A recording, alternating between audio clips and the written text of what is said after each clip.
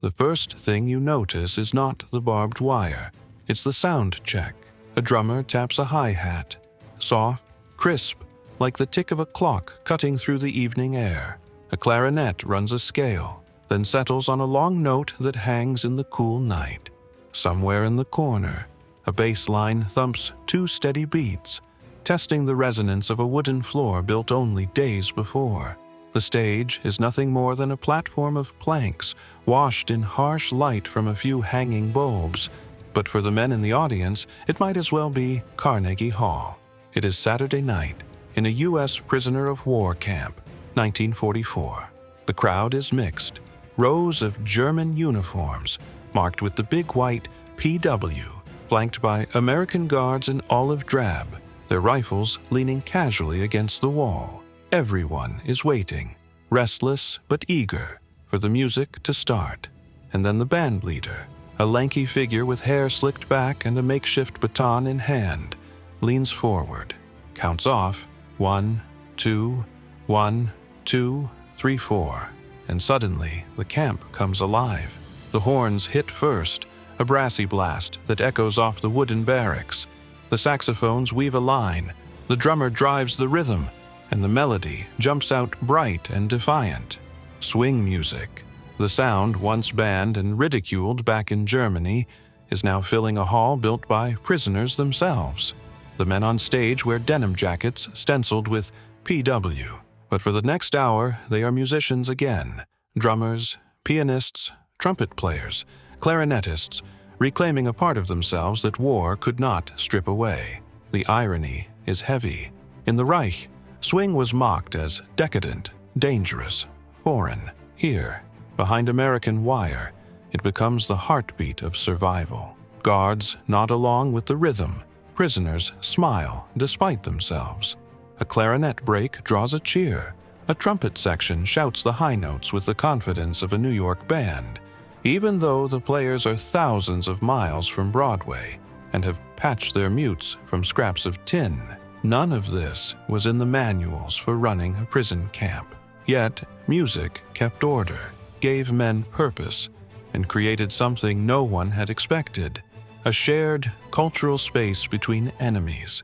Instruments arrived from charity groups, from local townsfolk, sometimes even built by hand from scavenged wood and metal. With them came the possibility of nights like this one, when boredom, fear, and homesickness gave way to the pulse of 4 beats to the bar. For those in the audience, the music was more than entertainment. It was escape. For the duration of a set list, 3 tunes, then an encore, they could forget the fences. The sound blurred the line between captive and captor, enemy and friend.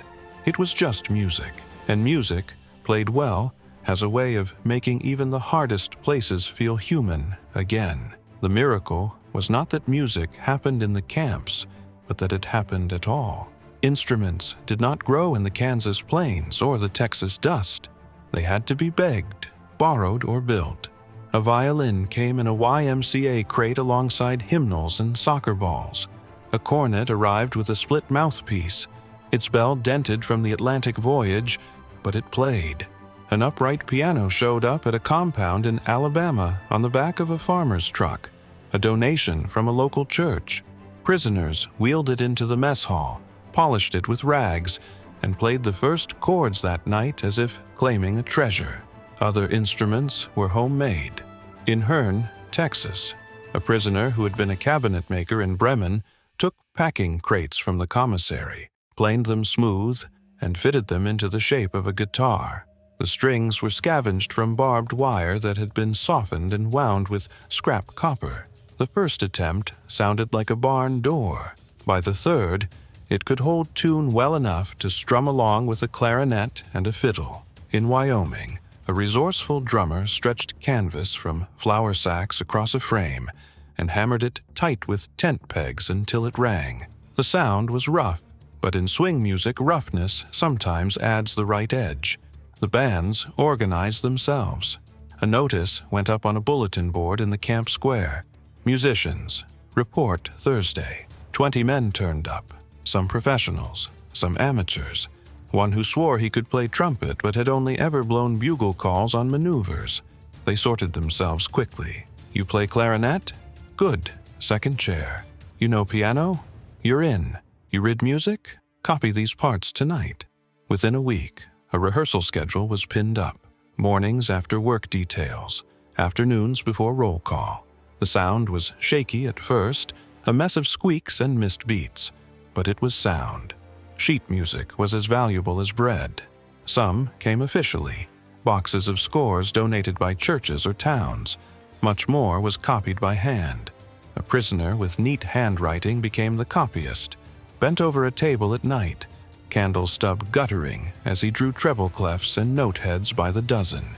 In some camps, musicians arranged American songs by ear, huddling around a radio to catch fragments of a Glenn Miller broadcast, and then recreating it from memory. The result was never exact, but no one cared. When the band hit the first syncopated riff, the room lit up. Stages were improvised. In Concordia, Kansas, prisoners built a platform out of scrap lumber, painted a backdrop of pine trees, and strung colored bulbs borrowed from a county fair. In Hearn, they dug a pit in front of the stage and set the orchestra below eye level, just like in a real theater. The acoustics were uneven, but when the trumpets blared a fanfare, the rafters shook. Guards often came to listen, not from duty, but from curiosity. The line between prisoner and guard blurred in the concert hall. One American officer later admitted he had tapped his foot so hard at a swing night that his heel broke through the plywood floor. By the winter of 1943, the orchestras were no longer experiments. They were institutions. Camps printed programs on mimeograph machines. Posters announced dance night or holiday concert. Men signed up weeks in advance to reserve seats near the front. For many prisoners, the orchestra became the heartbeat of camp life.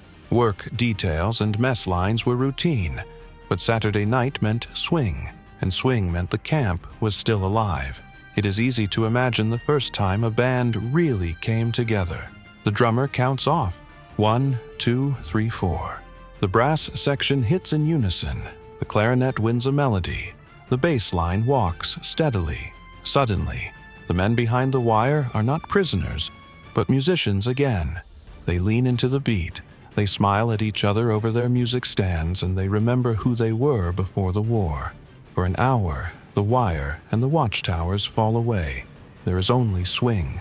When the first orchestras began to gather in America's POW camps, there was no debate about what music should fill the air. Swing was the obvious choice. By 1943 and 1944, it was the sound of the age. It pulsed from radios across the United States, filled ballrooms from Kansas City to New York, and defined the very idea of modern, youthful energy. To the prisoners, it was both exotic and strangely familiar. Many had heard it back in Europe in secret, over smuggled records or late-night radio broadcasts. For them, swing had always carried a whiff of rebellion.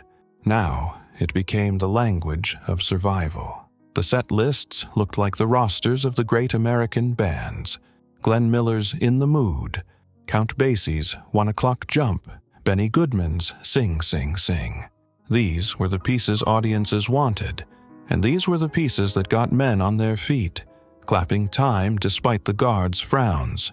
For ballads, the bands turned to Moonlight Serenade, Stardust, or I'll Be Seeing You, songs soaked in longing that resonated with men thousands of miles from home. Each chart was copied painstakingly by hand, parts written out for clarinet, trumpet, or trombone, depending on what instruments were actually available. Why swing? Because it was impossible to sit still to it. Even in a camp hall with bare walls and armed sentries at the door, the beat drove men to tap their feet, sway in their seats, and hum along. It demanded participation, and participation meant life. For Germans who had grown up under a regime that condemned jazz and swing as degenerate, the sheer vitality of the music felt like defiance. It said, "There is another world out there, freer and louder, and here in this camp you can hear it. Sometimes the repertoire mixed in German songs, but transformed. A popular folk tune might be reharmonized with a walking bass line and a clarinet riff, turning nostalgia into something new. Traditional marches, once rigid and martial, were softened with syncopation until they swung instead of stomped. The prisoners laughed at the transformation. Pieces that had once symbolized discipline and duty now sounded playful, even subversive. The musicians themselves found in swing a technical challenge and a joy. Classical players, trained in strict tempos and rigid dynamics, had to loosen their phrasing. Violinists who had once played Brahms or Beethoven learned to slide into blue notes. Trumpet players experimented with growls and mutes, trying to imitate the recordings they half remembered. At first, it sounded uneven, like a German accent struggling with English words. But soon, it clicked, and the camp halls were filled with something unmistakable, a European take on American swing, raw and exuberant. Audiences responded instantly. Guards who had marched prisoners to work details in the morning found themselves tapping time at night. Commanders who worried about discipline discovered that a concert did more to calm tensions than any set of rules. And the prisoners, who lived most days under monotony and suspicion, discovered something priceless: the ability to lose themselves in rhythm. Swing mattered not just because it entertained, but because it contradicted the lies many prisoners had grown up hearing. Nazi propaganda had painted jazz and swing as corrupt, weak, un-German. Yet here, in the very heart of America, it was treated with pride and respect. The guards loved it. The civilians who donated instruments loved it. The radio played it daily. That contrast worked on the imagination in ways lectures never could. Men who had believed they were fighting against a culture of decadence found themselves applauding its songs, asking for encores, even learning to play it themselves. At Christmas, swing arrangements of carols echoed through camp halls, transforming solemn hymns into something buoyant. On birthdays or holidays, prisoners dedicated pieces to one another. At one camp in the Midwest, a swing orchestra even played a farewell concert for a group of men being transferred. The final number, a lively "Don't Sit Under the Apple Tree," that had both guards and captives singing the chorus. For men living behind fences, swing music was more than notes. It was rhythm against silence, movement against confinement, freedom against captivity. It was proof that life could still surprise you, still lift you, even in a place built to hold you down. From the outside, it might seem strange that American officers allowed, even encouraged, enemy soldiers to form orchestras and play swing music. After all, these were men who had worn the uniform of the Reich or the Regia Aeronautica. Yet the decision was neither accidental nor naive. Behind the music lay a quiet policy. The United States had learned a lesson from World War I. Despair and idleness among prisoners led to unrest, escapes, and constant discipline problems. By 1942, the War Department had concluded that occupied minds were safer minds. Sports, libraries, theater, and music were not luxuries. They were tools of stability. A band rehearsal meant 30 men busy for hours, focused on charts instead of escape routes. A Saturday night concert meant hundreds of prisoners gathered in one place, orderly and absorbed, rather than whispering in barracks corners. But there was something deeper at play. The Army's Special Projects Division developed what it called intellectual diversion. The idea was simple: expose German and Italian prisoners to American culture without heavy-handed lectures. Let them read newspapers, watch films, see how American communities lived. The point wasn't propaganda in the crude sense. It was demonstration. If a prisoner heard Glenn Miller every week, saw guards humming along, and experienced that music as normal and celebrated, the message came through more clearly than any speech. America was not weak or decadent. It was confident, creative, and full of life. Swing was the perfect medium for this. It was democratic music, rooted in improvisation and teamwork. It demanded coordination but also gave space for solos. In a way, the structure of a swing chart mirrored the very system America wanted to show: order without oppression, freedom within a framework. Every time a POW band leader called for a saxophone solo, every time the drummer kicked off a riff and the brass shouted back, the prisoners experienced something far removed from the rigid discipline they had known in Germany. Commandants noticed the effect. Reports circulated that morale improved after concerts, tensions between factions inside the camps eased, and even hardliners softened when faced with a lively dance tune. Some camps built permanent theaters, complete with orchestra pits, because they recognized that the investment paid off in stability. The men worked harder in the fields, quarreled less in the barracks, and caused fewer problems when music gave them an outlet. Guards, too, were part of the audience. At first, some listened out of curiosity, maybe even suspicion. But over time, they came to look forward to Saturday nights as much as the prisoners did. One lieutenant later admitted that hearing a German band swing through Chattanooga Choo Choo while prisoners clapped and sang along made him realize how strange and thin the wall between captor and captive could become. For 2 hours, they weren't enemies. They were just people sharing music. Not every officer was comfortable. Some worried that fraternization blurred discipline. Others feared coded messages might be hidden in set lists or lyrics. Yet those concerns rarely outweighed the benefits.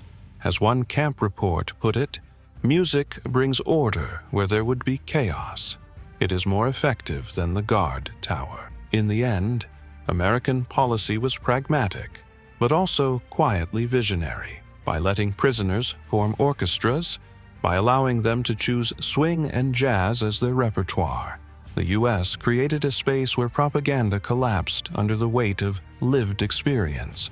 No slogan could compete with the sound of a saxophone riff bouncing off barracks walls. No pamphlet could equal the power of watching your fellow prisoners, or even your guards, smile at the same melody. The result was something that served both sides. For the Americans, it meant safer camps and less trouble. For the prisoners, it meant humanity preserved in the unlikeliest of places. For both, it meant that swing, the sound of America's home front, echoed across the fences, a reminder that even in war, culture can build bridges. A stage inside a prison camp was never meant to exist. Yet by 1943, many American camps had them. Structures built not by architects, but by prisoners with saws and hammers, turning barracks lumber into cultural cathedrals. At Hearne, Texas, prisoners transformed an empty barrack into a theater, with raked seating and even an orchestra pit.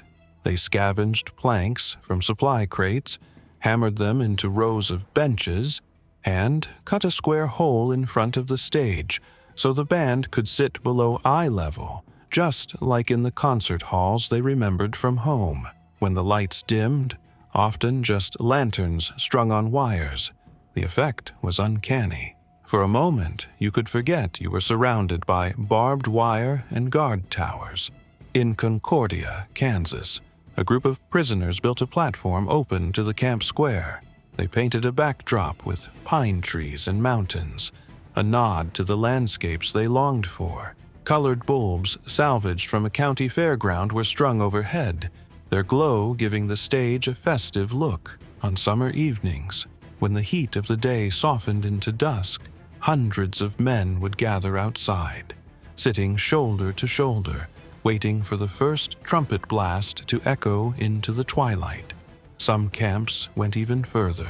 In Wyoming, prisoners constructed an open-air amphitheater out of sod and timber, its semicircle of benches rising like terraces on a hillside. Winter snow had to be shoveled from the seats before concerts, but the acoustics were remarkable. When the brass hit a unison line, The sound carried across the compound and out into the surrounding farmland. Farmers working in nearby fields later recalled hearing faint strains of swing drifting over the prairie, the improbable soundtrack of a war fought far away. Inside these spaces, music became more than background. It became ritual. Saturday night meant lights on, uniforms brushed, instruments polished. Programs were mimeographed and handed out at the door. Posters went up on camp boards announcing Concert 7 Uhr or Swing Night Tonight. The audiences filled every seat. Prisoners crammed onto steps and windowsills, guards leaning against walls with arms folded but eyes intent. The orchestras treated these performances seriously. They rehearsed every afternoon, marking tempos on the floorboards, balancing brass against reeds until the sound blended. The stage crew rigged curtains from army blankets, painted signs, and built music stands from scrap plywood. One camp even managed to install footlights using discarded car headlights wired to a generator. When the band struck up its opening number, the glow and the sound together transformed the hall into something magical. The physical spaces mattered deeply. They gave shape to camp life, turning the endless monotony of roll calls and work details into a calendar that counted towards something. Men knew that Saturday night the lights would come on and the stage would come alive. Theaters, built by hand, became symbols of resilience, proof that culture could bloom even in captivity. From the guard towers, the view was surreal. In one corner, barbed wire glinted under floodlights. In another, inside a wooden hall, trumpets blazed and saxophones danced while hundreds of prisoners clapped in rhythm. Two worlds existed side by side, separated by fences yet joined by sound, and all of it was made possible by stages that had never been part of the plan, but had become the heart of the camps. Saturday night in a POW camp carried a tension unlike any other. All week long, men hauled timber, labored in the fields, or sat through the monotony of routine. But when the weekend came, the entire compound shifted.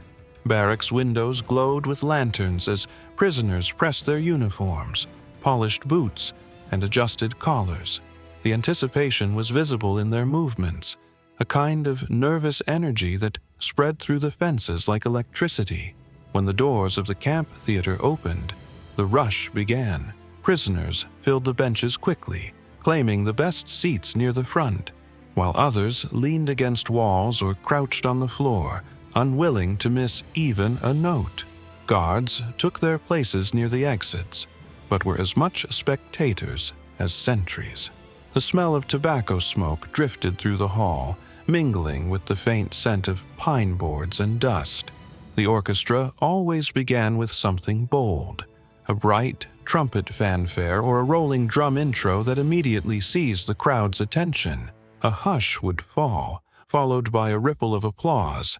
As the first tune swung into motion, saxophones swelled, trombones slid into harmony, and suddenly the wooden hall shook with life. Even the most stoic prisoners found their feet tapping against the planks, a rhythm they could not suppress.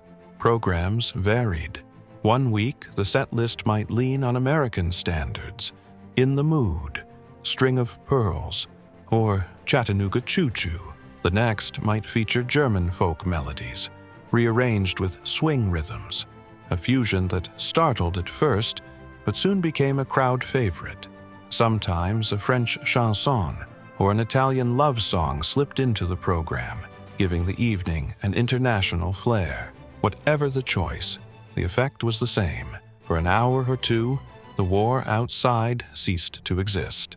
Special evenings drew even more excitement. On Christmas, entire concerts were devoted to carols, sometimes in German, sometimes in English, often both. On the 4th of July, American officers allowed their own soldiers to join in, creating mixed ensembles where guards and prisoners shared the same stage.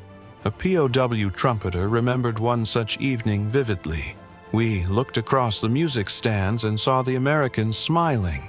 For that night, we were not enemies, only musicians. The audiences responded with emotion that defied the setting. Applause thundered at the end of fast numbers, cheers echoing off wooden rafters. When the orchestra slowed to a ballad, silence held the room in its grip, broken only by the sigh of a clarinet or the gentle brush of drums. Some prisoners closed their eyes, transported far beyond the fences, perhaps back to cafes in Berlin or Vienna, perhaps to family homes now in ruins. Guards, too, found themselves moved. One lieutenant later confessed that he left a concert with tears in his eyes, not from homesickness, but from the strange realization that music had bridged a gulf propaganda said was unbridgeable. Matinee on Sundays carried a different mood, lighter, more casual.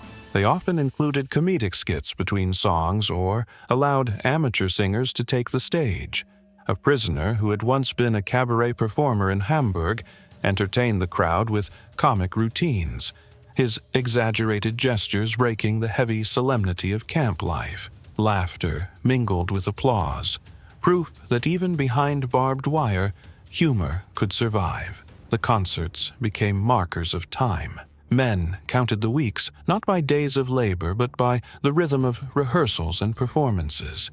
Each show became a milestone, a small light in the monotony, something to look forward to when mornings felt endless. In diaries and letters, prisoners recalled these evenings with astonishing detail: the warmth of the hall, the shimmer of brass under lantern light, the roar of applause that briefly made them feel human again. For many, it was the first time since their capture that they felt part of a community larger than themselves.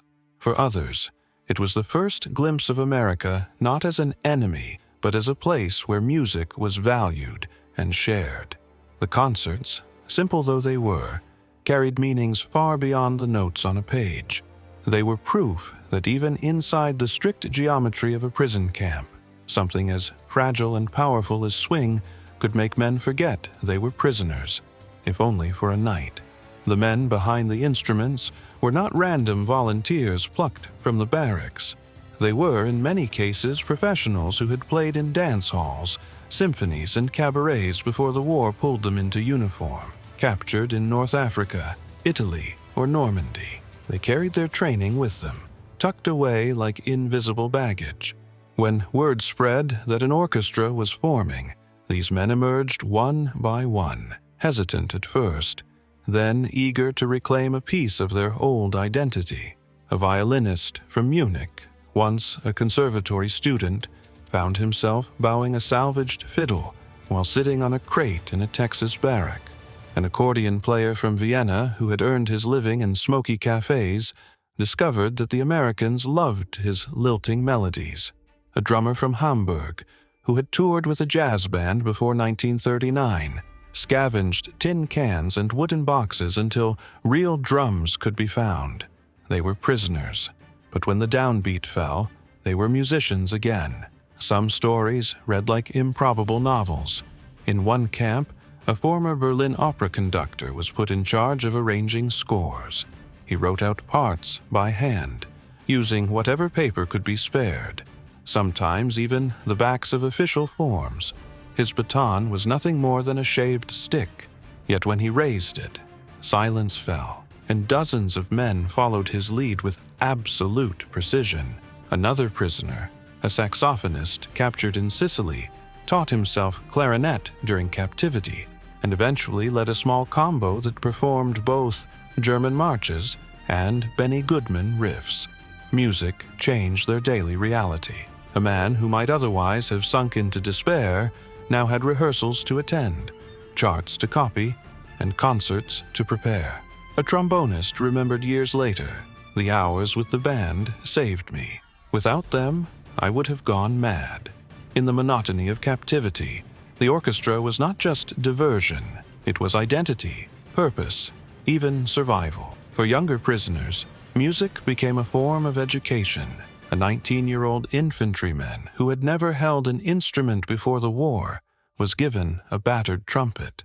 Under the guidance of older musicians, he learned scales, then melodies, then full pieces. By the end of his captivity, he was performing confidently before hundreds. Decades later, he would tell his children that prison had given him the greatest gift of his life, music. The Americans noticed, too. Some guards, hearing the talent on display, arranged for better instruments through the YMCA or Red Cross.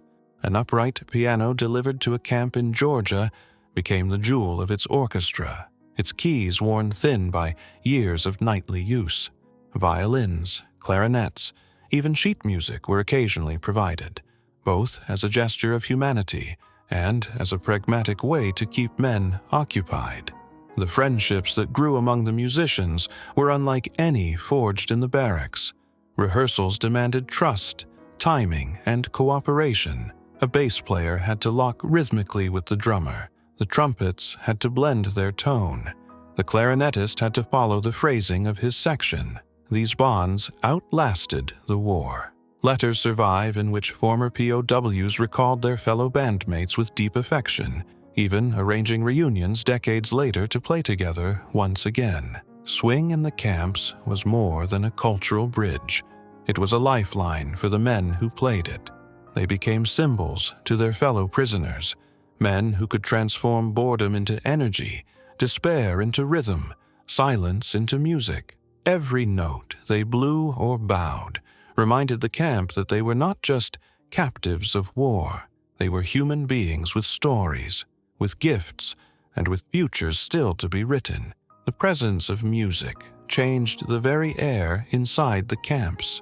Life behind barbed wire was supposed to be gray, monotonous, and tightly controlled. Yet in those compounds where orchestras thrived, the routine felt different. Guards remarked that tensions eased after concerts. Petty arguments that might have exploded into fistfights were smoothed over when both parties found themselves clapping to the same rhythm on Saturday night. The psychological effect was profound. Soldiers, who had been conditioned to think of Americans as chaotic, weak, or culturally bankrupt, suddenly confronted a very different reality. They heard music that was alive, intricate, and infectious. They saw Americans not as the caricatures of propaganda, but as people who laughed, tapped their feet, and sometimes even joined in the singing. For many POWs, this was their first unfiltered glimpse of the United States, delivered not through lectures, but through saxophones and trumpets. Camp commanders recognized the benefits quickly. Reports from 1943 and 1944 note measurable improvements in discipline when music programs were active. Infractions dropped, cooperation in work details increased, and morale rose. Men who might have brooded over defeat or nursed bitterness instead found themselves practicing scales or arguing over tempo. A colonel overseeing one camp summarized it simply: idle men make trouble, busy men make music. Beyond discipline, the orchestras carried an unexpected political weight. Every swing tune that filled a camp hall was a quiet refutation of Nazi propaganda. The Reich had painted America as decadent and divided, its people incapable of serious culture. Yet, here was evidence to the contrary. A culture so confident it allowed its enemies to embrace it. One POW later admitted in his memoir that the first time he heard Glenn Miller played by fellow Germans, he realized much of what he had been told about America was false. That realization grew not from debate, but from melody. The atmosphere itself shifted.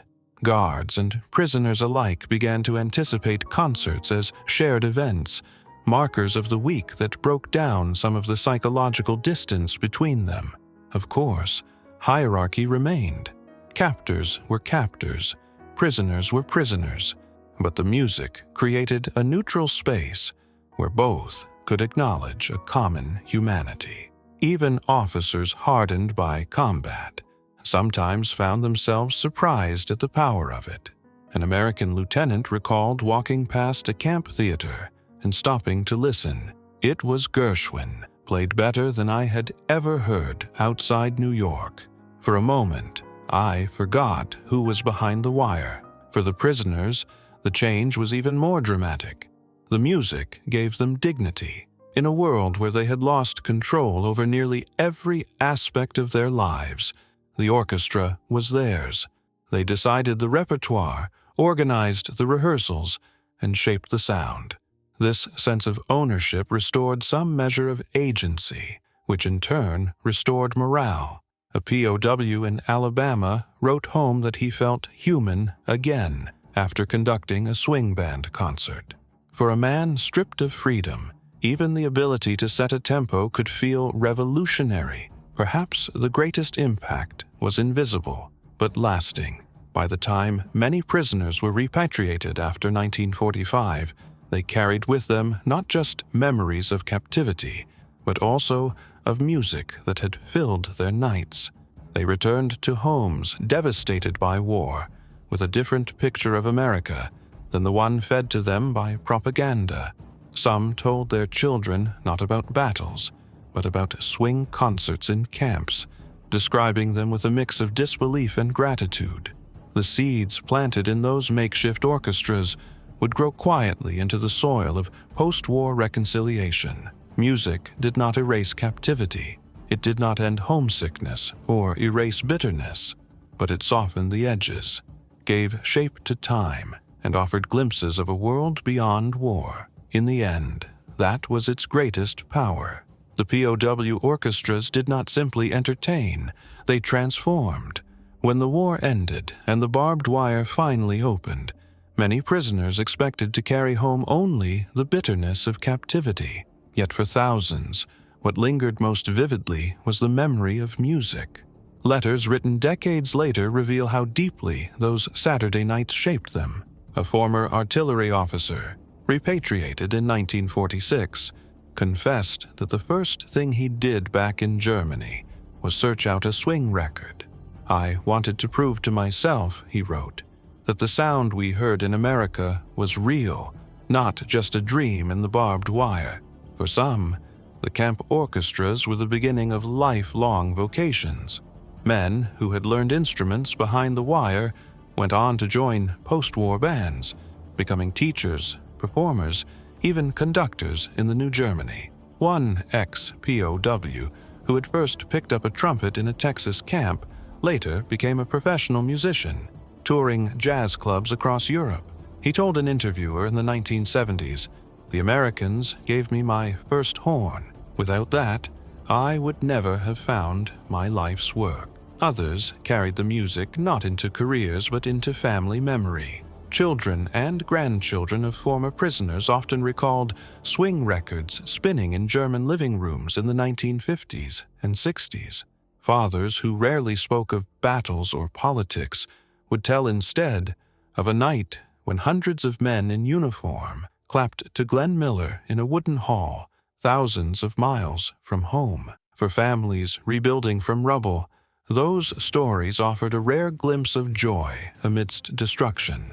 The legacy went further still. Swing music, once condemned as degenerate by the Reich, re-entered post-war German culture partly through these men. They had heard it not as propaganda, but as lived experience, something they associated with warmth, abundance, and a strange kind of freedom. The orchestras in captivity became, ironically, vessels of cultural transfer. By the 1950s, jazz clubs flourished in cities like Frankfurt, Hamburg, and Munich, often staffed or frequented by men who had first tapped their feet in American camps. On the American side, the memory endured as well. Guards who had watched prisoners perform remembered the music as proof of something larger. Some wrote in their memoirs that it was the first time they realized the enemy was not a faceless mass, but individuals with talent, humor, and vulnerability. For veterans grappling with the trauma of combat, those concerts provided a kind of reconciliation, a reminder that even after years of killing, humanity could reassert itself in melody. Perhaps the most powerful testament came from reunions held decades later. In the 1980s and 90s, small groups of former POWs gathered in Germany and America. Inevitably, someone would bring an instrument, a clarinet, a trumpet, sometimes even a battered accordion. The notes were shaky, the tempo uneven, but as the familiar swing rhythms filled the air, the men smiled like boys again. In those moments, the barbed wire seemed far away. The POW orchestras were never meant to be remembered. They were improvisations, accidents of circumstance, yet their echoes persisted. In the lives reshaped by music, in the cultural bridges built across former battle lines, in the laughter of families hearing swing where once only silence might have been. They remind us that even in captivity, the human spirit sought harmony and found it in the most unlikely of places. History often remembers wars in terms of battles, strategies, and leaders, but tucked within those larger narratives are smaller, quieter stories, stories that reveal just as much about the human condition as any clash of armies. The POW orchestras belong to that category. They were not part of grand strategy, nor were they written into military doctrine. They grew out of boredom, improvisation, and a shared need for something beyond survival. Yet their impact was profound. For the prisoners, music turned captivity into something more than waiting. It gave them agency where none seemed possible, purpose when days blurred into monotony. It reminded them of home, but also introduced them to a culture they had been taught to despise. In swing's syncopation and jazz's improvisation, they encountered freedom in its purest form, an idea that could not be erased by propaganda or barbed wire. For the Americans, the orchestras were both practical and symbolic. Practical, because music kept men busy, eased tensions, and maintained order. Symbolic, because it embodied the very values America claimed to be fighting for: creativity, openness, and the belief that culture could unite rather than divide. In allowing prisoners to play swing, the United States sent a message stronger than leaflets or speeches.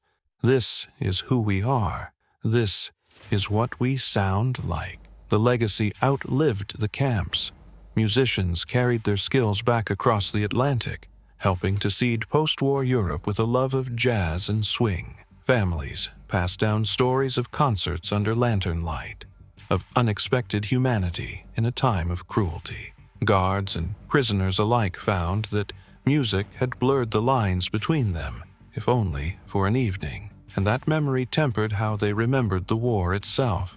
It is easy, when looking back, to focus on destruction, but the orchestras remind us that even in the darkest times, people search for rhythm, harmony, and connection. They remind us that culture does not stop at barbed wire, that humanity persists even in captivity, and they remind us that reconciliation often begins not with treaties, but with simple gestures: a clarinet riff, a drum beat, a shared laugh between men who once saw only enemies. Today, the wooden stages are gone, the barracks dismantled, the orchestras silent, yet their echoes remain in memoirs, in letters, in the memories of families who heard the stories. They remain in the resilience of music itself, forever capable of crossing divides, and they remain in the lesson that even in war, it is possible to build bridges of understanding, one song at a time. The POW orchestras were more than entertainment. They were proof that the human spirit can improvise, adapt, and find beauty in unlikely places. They were, in the truest sense, orchestras of survival, and their music, though long faded, still plays in the history of both nations.